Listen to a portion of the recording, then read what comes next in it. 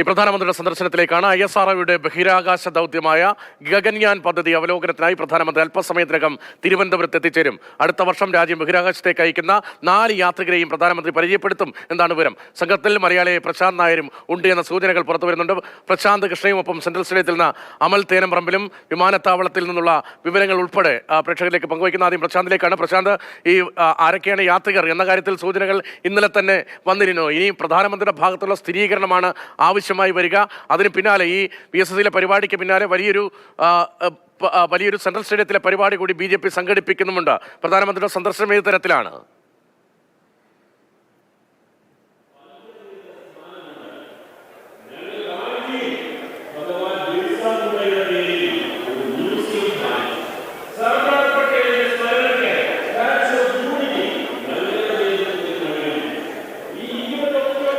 ISROയുടെ ബഹിരാകാശ ദൗത്യമായ ഗഗൻയാൻ പദ്ധതി അവലോകനത്തിനായി പ്രധാനമന്ത്രി അല്പസമയത്തിനകം തിരുവനന്തപുരത്ത് എത്തിച്ചേരും.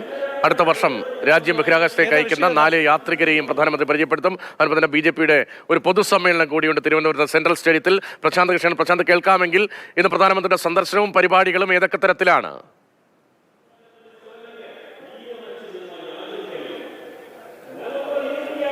പ്രധാനമന്ത്രി നരേന്ദ്രമോദി ഈ ലോക്സഭാ തെരഞ്ഞെടുപ്പ് പ്രഖ്യാപിച്ചതിന് തൊട്ട് മുൻപായി തിരുവനന്തപുരത്ത് എത്തുന്നുവെന്ന രാഷ്ട്രീയ പ്രാധാന്യമുണ്ട്. അതോടൊപ്പം തന്നെ അദ്ദേഹം ഇന്ന് തിരുവനന്തപുരത്ത് എത്തുമ്പോൾ രാവിലെ 10:30 അദ്ദേഹം തിരുവനന്തപുരം വിമാനത്താവളത്തിലെ ടെക്നിക്കൽ ഏരിയയിലെത്തും. അവിടെ നിന്ന് അദ്ദേഹം നേരെ പോകുന്നത് തുമ്പ VSSയിലാണ്. അവിടെ അദ്ദേഹത്തിന് പ്രധാനപ്പെട്ട 2 പരിപാടികളാണ് ഉള്ളത്. ഒന്ന്, ഇന്ത്യയുടെ അഭിമാനകരമായ പദ്ധതി ബഹിരാകാശ ദൗത്യം ഗഗൻയാൻ പദ്ധതിയുടെ അവലോകനമാണ് ഇന്നിപ്പോൾ പ്രധാനമായും അവിടെ നടക്കുന്നത്. അതിനുശേഷം അദ്ദേഹം അവിടുത്തെ സ്റ്റാഫുകളെല്ലാം അഭിസംബോധന ചെയ്തുകൊണ്ട് സംസാരിക്കും. ഈ ഗഗൻയാൻ പദ്ധതിയിൽ ഏറ്റവും പ്രധാനമായി രാജ്യം ഒന്നടങ്കം ഉറ്റുനോക്കുന്നത് 2025 ഇന്ത്യയുടെ ഗഗൻയാൻ പദ്ധതിയിലേക്ക് ബഹിരാകാശത്തേക്ക് ഇന്ത്യ 4 ഇന്ത്യക്കാരെ അയക്കുകയാണ്. ആദ്യമായി ബഹിരാകാശത്തേക്ക് ഇന്ത്യ മനുഷ്യരെ അയക്കുകയാണ്. ഇതിനുള്ള തയ്യാറെടുപ്പുകൾ 2020 തന്നെ തുടങ്ങിയതാണ്.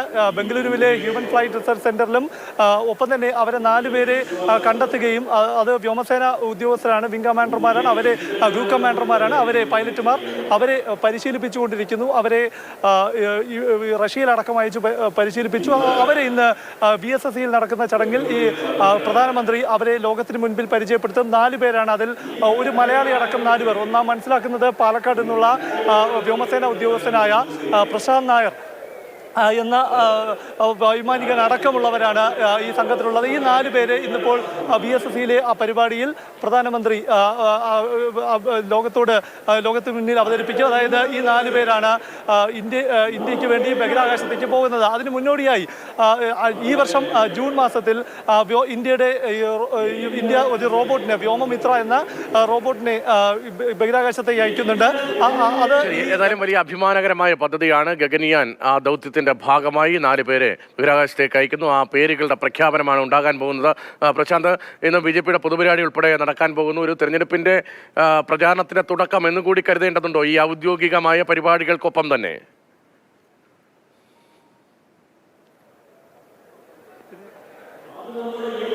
രതീഷ്, തീർച്ചയായും. അതായത് ലോക്സഭാ തെരഞ്ഞെടുപ്പ് പ്രഖ്യാപനം ഏത് സമയത്ത് വേണമെങ്കിലും തെരഞ്ഞെടുപ്പ് കമ്മീഷൻ നടത്താം. അതിൻ്റെ മുന്നോടിയായുള്ള ഒരുക്കങ്ങൾ രാഷ്ട്രീയ പാർട്ടികൾ നടത്തിക്കൊണ്ടിരിക്കുന്നു. സ്ഥാനാർത്ഥി നിർണയ ചർച്ചകൾ നടക്കുന്നു, സ്ഥാനാർത്ഥി പ്രഖ്യാപനങ്ങൾ നടക്കുന്നു. കേരളത്തിലാകട്ടെ CPM-ഉം അവരുടെ സ്ഥാനാർത്ഥികളെ പ്രഖ്യാപിക്കുന്ന ഘട്ടത്തിലേക്ക് എത്തിക്കഴിഞ്ഞിരിക്കുന്നു. BJP വളരെ പെട്ടെന്ന് തന്നെ, അതായത് ഇന്ന് പാർലമെന്ററി ബോർഡ് യോഗം ഡൽഹിയിൽ നടന്നിരുന്നെങ്കിൽ ഇന്നിപ്പോൾ പ്രധാനമന്ത്രി കേരളത്തിൽ ഇവിടെ ഇപ്പോൾ നമ്മൾ ഈ കാണുന്ന വേദിയിലെത്തുമ്പോൾ കേരളത്തിൽ മത്സരിക്കുന്ന പ്രധാനപ്പെട്ട ചുരുങ്ങിയ പക്ഷം BJPയുടെ A ക്ലാസ് മണ്ഡലത്തിലെ സ്ഥാനാർത്ഥികൾ ആര് എന്നതെങ്കിലുമുള്ള പ്രഖ്യാപനം ഉണ്ടാകുമായിരുന്നു. പക്ഷേ ഇന്നിപ്പോൾ ഇവിടെ ഒരു സ്ഥാനാർത്ഥി പരിചയപ്പെടുത്തൽ അല്ലെങ്കിൽ ഒരു പ്രഖ്യാപനത്തിനുള്ള സാധ്യത കുറവാണ്. തീരെ ഇല്ലെന്ന് തന്നെ പറയാം. കാരണം 29-ാം തീയതിയിലേക്ക് BJPയുടെ ദേശീയ പാർലമെന്ററി ബോർഡ് യോഗം മാറ്റി നിശ്ചയിച്ചിരിക്കുകയാണ്. ആ ബോർഡ് യോഗത്തിലെ സ്ഥാനാർത്ഥി നിർണയം തീരുമാനമാകുകയുള്ളൂ. അതായത് കേരളത്തിൽ ആരൊക്കെയാണ് സ്ഥാനാർത്ഥിയാകുക എന്നുള്ള ഔദ്യോഗിക പ്രഖ്യാപനം ഉണ്ടാകും. തിരുവനന്തപുരത്ത് ആരായിരിക്കും സ്ഥാനാർത്ഥി എന്നടക്കം ഏറെ കൗതുകത്തോടെ നമ്മൾ തിരുവനന്തപുരത്ത് ആരായിരിക്കും BJPയുടെ സ്ഥാനാർത്ഥി എന്ന രാഷ്ട്രീയ കൗതുകം നിലനിൽക്കുന്നതിനിടയിലാണ് ഇപ്പോൾ സെൻട്രൽ സ്റ്റേഡിയത്തിലുള്ള ദൃശ്യങ്ങൾ തത്സമയം കാണാം. അവിടെ നിന്നാണ് പ്രശാന്ത് കൃഷ്ണ വിവരങ്ങൾ നൽകിക്കൊണ്ടിരിക്കുന്നത്. മറുഭാഗത്തെ സ്ക്രീനിൽ വിമാനത്താവളത്തിൽ അല്പസമയത്തിനകം പ്രധാനമന്ത്രി നരേന്ദ്രമോദി എത്തിച്ചേരും. അമൽ തേനംപറമ്പിൽ കൂടിയുണ്ട്. അമൽ, പ്രധാനമന്ത്രി എത്താറായോ?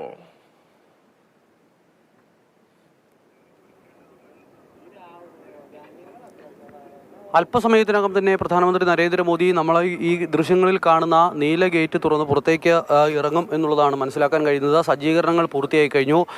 പോലീസ് ഇവിടെ മറ്റു വാഹനങ്ങൾ കടത്തിവിടുന്നത് തടഞ്ഞിട്ടുണ്ട്. ഇപ്പോൾ കുറച്ച് മുൻപ് പ്രധാനമന്ത്രിക്കൊപ്പം അകമ്പടി സേവിക്കേണ്ട കേരള പോലീസിൻ്റെ വാഹനങ്ങളും മറ്റുമൊക്കെ അകത്തേക്ക് കടന്നുപോയിരുന്നു. മറ്റ് സുരക്ഷാ വാഹനങ്ങളും ഇപ്പോൾ വിമാനത്താവളത്തിൻ്റെ ടെക്നിക്കൽ ഏരിയയിലുണ്ട്. അല്പസമയങ്ങൾക്കകം തന്നെ ഇതുവഴി പ്രധാനമന്ത്രി കടന്നു വരും. ഇവിടെ നിന്നും നേരെ പോകുന്നത് VSSയിലേക്കാണ്. വിക്രം സാരാഭായി സ്പേസ് സെൻ്ററിൽ അവിടെ എത്തിയതിനു ശേഷം ഗഗയാൻ ദൗത്യത്തിൻ്റെ പുരോഗതി എന്ത് എന്നുള്ള കാര്യം പ്രധാനമന്ത്രി വിലയിരുത്തും. അതിനുശേഷം ഗഗയാൻ ദൗത്യത്തിൽ പങ്കാളികളാകുന്ന ആളുകളുടെ പേരിൻ്റെ പ്രഖ്യാപനമുണ്ടാകും. അതിലൊരു മലയാളി ഉണ്ട് എന്നുള്ളതാണ് നിലവിൽ ലഭിക്കുന്ന സൂചന. പ്രധാനമന്ത്രിയുടെ പ്രഖ്യാപനത്തിന് ശേഷം മാത്രമേ അതിലൊരു സ്ഥിരീകരണം ഉണ്ടാകുമെങ്കിലും അങ്ങനെ ഒരാളുണ്ട് എന്നുള്ളതാണ് നിലവിലെ വിവരം. ആ പ്രഖ്യാപനത്തിന് ശേഷമാകും വീണ്ടും അവിടെ അധികം സമയം പ്രധാനമന്ത്രിയുടെ പരിപാടി നീളില്ല. അതിനുശേഷം ഇവിടെ നിന്നും നേരെ പോകുന്നത് തിരുവനന്തപുരം സെൻട്രൽ സ്റ്റേഡിയത്തിലേക്കാണ്. അവിടെ BJPയുടെ പരിപാടിയുണ്ട്. നമ്മൾ അല്പസമയം മുമ്പ് പ്രശാന്ത് പറഞ്ഞതുപോലെ അവിടെയും അതിനുള്ള ക്രമീകരണങ്ങളെല്ലാം പൂർത്തിയായി കഴിഞ്ഞിരിക്കുന്നു. അപ്പോൾ ഈ പോകുന്ന വഴികളിലെല്ലാം തന്നെ ഗതാഗത നിയന്ത്രണം ഏർപ്പെടുത്തിയിട്ടുണ്ട്. സെക്രട്ടേറിയറ്റിന് ചുറ്റുമുള്ള വഴികളിലെല്ലാം തന്നെ ഗതാഗതം നിയന്ത്രിച്ചിരിക്കുന്നു. അതോടൊപ്പം വിമാനത്താവളത്തിൽ നിന്നും ഈ തിരുവനന്തപുരം നഗരത്തിലേക്കുള്ള പാതയിലെ ഗതാഗതവും നിയന്ത്രിച്ചിട്ടുണ്ട്. വലിയ സുരക്ഷ തന്നെയാണ് പ്രധാനമന്ത്രിയുടെ സന്ദർശനവുമായി ബന്ധപ്പെട്ട് ഒരുക്കിയിരിക്കുന്നത്. ഈ പ്രധാനമന്ത്രിയുടെ വാഹനം എത്തുന്നു എന്നുള്ളതാണ് നമ്മൾ മനസ്സിലാക്കുന്നത്. വിമാനത്താവളത്തിൻ്റെ ടെക്നിക്കൽ ഏരിയയിലേക്ക് പ്രധാനമന്ത്രിയുമായുള്ള വിമാനം എത്തിയിട്ടുണ്ട്. അല്പസമയങ്ങൾക്കകം തന്നെ വാഹനവ്യൂഹം ഇതുവഴി കടന്നു വരും എന്നാണ് കരുതുന്നത്. രതീഷ്, തിരുവനന്തപുരം അന്താരാഷ്ട്ര വിമാനത്താവളത്തിന് സമീപത്തെ എയർഫോഴ്സിന്റെ ടെക്നിക്കൽ ഏരിയയിൽ നിന്നുള്ള തത്സമയ ദൃശ്യങ്ങളാണ് ഇപ്പോൾ പ്രേക്ഷകർ മാതൃഭൂമി ന്യൂസിലൂടെ കണ്ടത്. ശംഖുമുഖത്തെ എയർഫോഴ്സിന്റെ ടെക്നിക്കൽ ഏരിയയാണിത്. ഇതുവഴിയാണ് പ്രധാനപ്പെട്ട ആളുകൾ VVIP നിരയിൽപ്പെട്ട ആളുകൾ പ്രത്യേക വിമാനത്തിൽ എത്തിച്ചേരാറ് പതിവ്. പ്രധാനമന്ത്രി അടക്കമുള്ളവരുടെ സന്ദർശനത്തിലും ഇവിടെയാണ് ക്രമീകരണങ്ങൾ ഏർപ്പെടുത്താറ്. ശംഖുമുഖത്തെ ടെക്നിക്കൽ ഏരിയയിൽ നിന്നുള്ള തത്സമയ ദൃശ്യങ്ങളാണ് ഇപ്പോൾ കാണുന്നത്. പ്രധാനമന്ത്രി അല്പസമയത്തിനകം ഏത് നിമിഷവും പുറത്തേക്ക് വരാമെന്നാണ് അമൽ തേരംപറമ്പിൽ അവിടെ നിന്ന് റിപ്പോർട്ട് ചെയ്യുന്നത്. പ്രധാനമന്ത്രിയുമുള്ള പ്രത്യേക വിമാനം ടെക്നിക്കൽ ഏരിയയിൽ എത്തിച്ചേർന്നു എന്ന് വേണം മനസ്സിലാക്കാൻ. നേരെ VSSയിലെ പരിപാടിയിലേക്ക് അദ്ദേഹം പോവും. ഗഗൻയാൻ പദ്ധതിയുമായി ബന്ധപ്പെട്ട കാര്യങ്ങൾ അവിടെ വിശദീകരിക്കും. മലയാളി ഉൾപ്പെടെ 4 പേർ അവരുടെ പേരുവിവരങ്ങളും അവിടെ പ്രഖ്യാപിക്കാനുള്ള സാധ്യതയാണ്. അതിനുശേഷമാണ് തിരുവനന്തപുരം സെൻട്രൽ സ്റ്റേഡിയത്തിലെ BJP സംഘടിപ്പിക്കുന്ന പൊതുസമ്മേളനത്തിലേക്ക് എത്തിച്ചേരുന്നത്. തിരഞ്ഞെടുപ്പിന് മുന്നോടിയായുള്ളൊരു റാലി എന്ന നിലയിൽ രാഷ്ട്രീയമായും ശ്രദ്ധയാകർഷിക്കപ്പെടുന്ന പരിപാടിയാണ്. അതിനായാണ് പ്രധാനമന്ത്രി എത്തുന്നത്. അമൽ, പ്രധാനമന്ത്രി എത്തിയോ? അക്കാര്യത്തിൽ സ്ഥിരീകരണം ഉണ്ടാകുന്നുണ്ടോ? ഈ പ്രധാനമന്ത്രിയുടെ വരവുമായി ബന്ധപ്പെട്ട സുരക്ഷാ ക്രമീകരണങ്ങളെക്കുറിച്ച് നേരത്തെ അമൽ വിശദീകരിച്ചിരുന്നല്ലോ. കാര്യമായ ഗതാഗതം വഴിതിരിച്ചുവിടൽ ഉൾപ്പെടെയുണ്ടോ?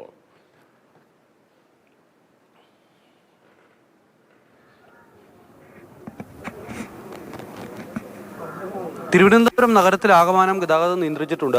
ഈ സെക്രട്ടേറിയറ്റിന് ചുറ്റുമുള്ള റോഡുകൾ പ്രധാന പാതയാണ്. അതുവഴി അതോടൊപ്പം തന്നെ സെൻട്രൽ സ്റ്റേഡിയത്തിന് പരിസരത്ത് കൂടിയുള്ള റോഡുകളെല്ലാം തന്നെ അതുമായി ചേർന്ന് കിടക്കുന്ന റോഡുകളെല്ലാം തന്നെ ആ പ്രദേശങ്ങളിലെല്ലാം ഗതാഗത നിയന്ത്രണം ഏർപ്പെടുത്തി. പിന്നീട് പ്രധാനമന്ത്രി കടന്നു വരുന്ന വഴികളുണ്ട്. അതായത് ഈ ടെക്നിക്കൽ ഏരിയയിൽ നിന്നും നേരെ പോകുന്നത് തുമ്പയിലേക്കാണ്. ആ തുമ്പ വഴിയുള്ള ഗതാഗതം നിയന്ത്രിച്ചിരിക്കുന്നു. അതോടൊപ്പം തിരുവനന്തപുരം വിമാനത്താവളത്തിൽ നിന്നും ഈ ശംഖുമുഖം വഴി ഇങ്ങനെ പോകുന്ന തിരുവനന്തപുരം നഗരത്തിലേക്ക് പോകുന്ന വഴിയിൽ ഗതാഗത നിയന്ത്രണം ഏർപ്പെടുത്തിയിട്ടുണ്ട്. അതുവഴിയുള്ള വാഹനങ്ങളും മറ്റുമൊക്കെ മറ്റു വഴികളിലൂടെ പോകണം എന്നുള്ളതാണ് നിർദ്ദേശം. അതോടൊപ്പം തന്നെ വിമാനത്താവളത്തിലേക്ക് അടക്കം എത്തുന്നവർ സമയം ക്രമീകരിച്ച് നേരത്തെ തന്നെ എത്തിച്ചേരണം എന്നുള്ളൊരു നിർദ്ദേശം അവർക്ക് നൽകിയിരുന്നു. ഈ വഴി, അതായത് ശംഖുമുഖത്തുകൂടി കടന്നു വരുന്ന വഴിയിലൂടെ ഈ ഡൊമസ്റ്റിക് എയർപോർട്ടിൻ്റെ ഭാഗത്തേക്ക് നിലവിൽ വാഹനങ്ങൾ വിടുന്നില്ല. അതോടൊപ്പം പ്രധാന കവാടത്തിലൂടെ, അതായത് ഇൻ്റർനാഷണൽ എയർപോർട്ടിന് കവാടമുണ്ട്, ആ വഴിയിലൂടെ അകത്തേക്ക് പ്രവേശിക്കണം എന്നുള്ളതാണ് അവർക്ക് നൽകിയിരിക്കുന്ന നിർദ്ദേശം. അത്തരത്തിൽ ക്രമീകരണങ്ങൾ ഏർപ്പെടുത്തിയിട്ടുണ്ട്. വലിയ സുരക്ഷാ സംവിധാനമാണ് ഏർപ്പെടുത്തിയിരിക്കുന്നത്. ഈ പ്രധാനമന്ത്രി കടന്നു പോകുന്ന വഴിയിലുടനീളം പോലീസ് ഉദ്യോഗസ്ഥരെ വിന്യസിച്ചിരിക്കുന്നു. അതോടൊപ്പം ഈ പ്രവർത്തകർക്ക് നിൽക്കുന്നതിനടക്കം, ഈ വിമാനത്താവളത്തിലടക്കം എത്തുമ്പോൾ പ്രവർത്തകരുടെ സാന്നിധ്യം ഉണ്ടാകും. അവർക്ക് നിൽക്കുന്നതിനടക്കമുള്ള പ്രത്യേക സംവിധാനങ്ങൾ കേന്ദ്രീകരിച്ചാണ് ഇരുമ്പ് വേലികൾ തീർത്തുകൊണ്ട് അത്തരത്തിൽ അവർക്ക് നിൽക്കാനുള്ള സംവിധാനമടക്കം ക്രമീകരിച്ചിട്ടുണ്ട്. പ്രധാനമന്ത്രി എന്തായാലും അല്പസമയത്തിനകം പുറത്തേക്ക് ഇറങ്ങി എത്തും എന്നുള്ളത് തന്നെയാണ് നമ്മൾ മനസ്സിലാക്കാൻ കഴിയുന്നത്.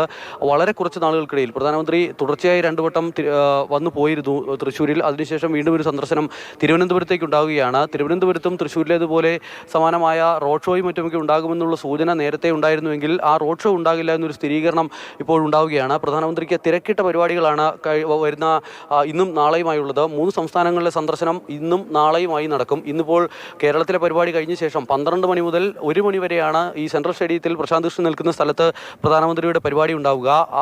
അവിടെ നിന്നും നേരെ പ്രധാനമന്ത്രി മടങ്ങിയെത്തുന്നത് തിരുവനന്തപുരം വിമാനത്താവളത്തിൽ വിമാനത്താവളത്തിലേക്ക് തന്നെയാണ്.